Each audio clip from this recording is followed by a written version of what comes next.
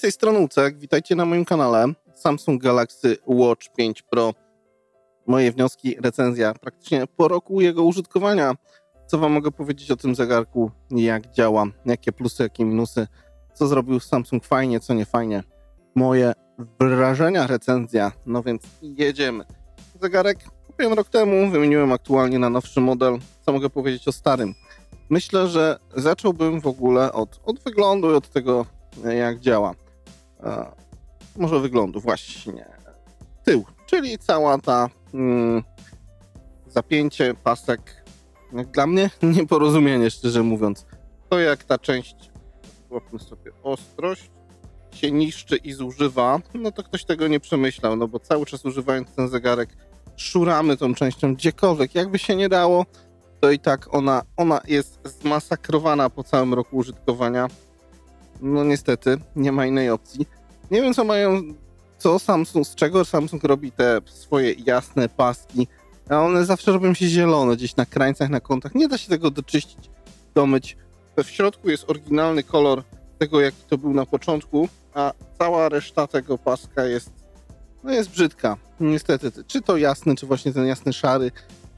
Te paseczki Samsungowe w tych jasnych kolorach po prostu zielenieją, nie da się tutaj nic na to poradzić. Te zapięcie spoko, mocno trzyma, mocno działa, ale jest to miejsce, no już jest wyczyszczony, ale jest to miejsce, gdzie tu wszędzie pod spodem przy tych magnesach, no niemiłosiernie się zbiera brud i w tym samym zapięciu, więc takie zwykłe rozwiązanie w stylu normalnego zapięcia moim zdaniem byłoby lepsze.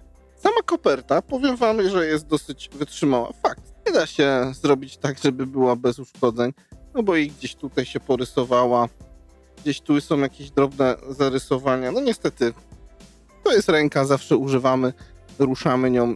Nie da się ukryć, żeby zrobić coś, żeby jej po prostu nie uszkodzić, ale za to plus dla szkła. Nic nie miałem na tym wyświetlaczu przez praktycznie cały rok, a wyświetlacz wygląda jak nowy, nie ma żadnej ryski, niczego na nim nie doświadczymy, żadnego zarysowania. Wszystko jest po prostu idealnie tak, jak być powinno.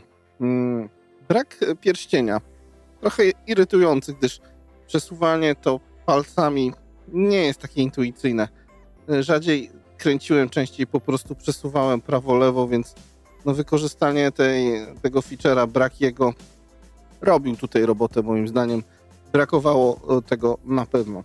Jeżeli chodzi o soft, to co mamy w środku możliwości praktycznie od czwartej generacji jest tutaj nie ma żadnych zmian jak dla mnie. Wszystko jest tak jak było, zresztą szóstkę, którą mam teraz na ręce, nie różni się praktycznie niczym. Może jakieś inne animacje w niektórych kwestiach, ale tutaj praktycznie to samo.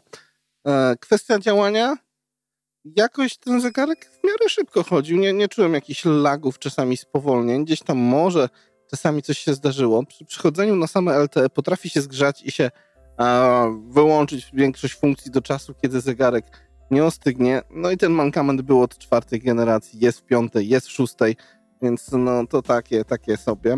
Wiadomo, można płacić za pomocą NFC, wszystko to działało, pomiar tętna, pomiar EKG, fajna sprawa, bo pokazuje realnie, co tam się dzieje, jak coś nie tak, to widać jakieś rzeczy. Ciśnienie jest, ale irytuje to, że co jakiś czas trzeba kalibrować, więc pod tym względem nie było to jakieś takie idealne. Powiadomienia zawsze fajnie przychodziły, nie miałem problemów z tym.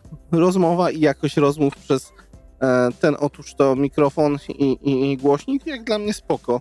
Dało się bezproblemowo, się nie chciało wyjąć telefonu, rozmawiać. Wiadomo, głośność tego nie jest jakaś super turbo, bardzo donośna na tyle, żeby to mega głośno było w jakichś głośnych warunkach. Można mieć problem z rozmową, ale normalnie, bezproblemowo przeważnie to wychodziło. Myślę, że ważna rzecz, bateria. Ja zawsze te zegarki mam odpalone na maksa. Jest always on display, jest pomiar tętna non-stop, wszystkie możliwe opcje wykrywania włączone i ten zegarek ponad 2 dni potrafił wytrzymać bezproblemowo, więc tutaj jak najbardziej dawało to radę. Fakt, że nie są to zegarki Huawei'a czy też innych marek, gdzie macie tydzień albo tydzień z groszami na tej baterii. No, w Samsungu niestety to są te 2 dni i tutaj powiem wam, że jakoś więcej da się wycisnąć. Jakiś tryb oszczędzania, wyłączenie Always On Display. No pewnie ponad i 3 dni ten zegarek wam wytrzyma. No ale kurczę, nie po to się kupuje coś, co ma mieć takie funkcje, a nie korzystać z nich, więc ja zawsze wychodzę z takiego założenia, że jeżeli można coś zrobić na zegarku, no to ja z tego korzystam i tutaj po prostu korzystam z tego praktycznie na maksa. Więc moje wnioski, zegarek naprawdę udany, powiem wam, znaczy, brakuje bardzo pierścienia, który jest już w 6. Poza tym tak naprawdę sprzęt warty polecenia. Na pewno trzeba trochę założyć inny pasek, bo to jest nieporozumienie. Tylna część spokojnie, tutaj nic się nie rysuje od ładowania ani od czegokolwiek. Fakt, jedynie w tym miejscu i tutaj w pierścieniu dookoła naprawdę zbiera się turbo brud i to jest niestety zawsze pozostałości po pocie czy czymś takim. Trzeba to doczyszczać.